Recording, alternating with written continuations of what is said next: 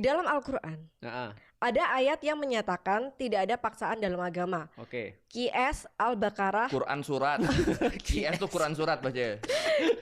Kis Al-Baqarah. Kis Al-Baqarah. lagi. Oke, Qs Quran surat Quran surat Al-Baqarah. Al-Baqarah Al-Baqarah ayat. ayat 256. Nah. Tetapi mengapa ada hukuman bagi orang yang meninggalkan Islam? Oke. Bukankah ini yang kontradiktif? Oke. Jadi gini nih, maksudnya gini.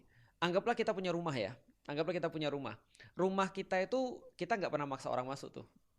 Maka ketika ada orang masuk terus kemudian ketok-ketok dia, Assalamualaikum, Waalaikumsalam. Oh ya, ada apa mas? Saya boleh masuk ke rumah? Boleh.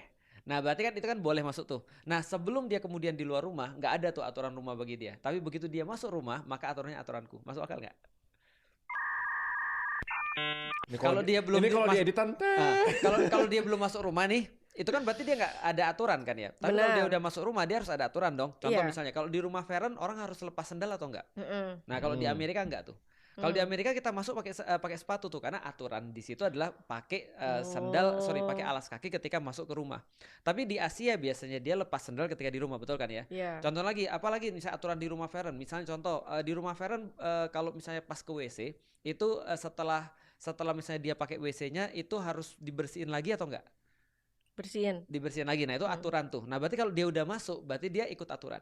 Tapi kalau dia misalnya belum masuk dia nggak akan dipaksa. Artinya kita nggak pernah maksa siapapun untuk masuk rumah kita. Sebagaimana kita nggak pernah maksa siapapun untuk masuk di dalam Islam.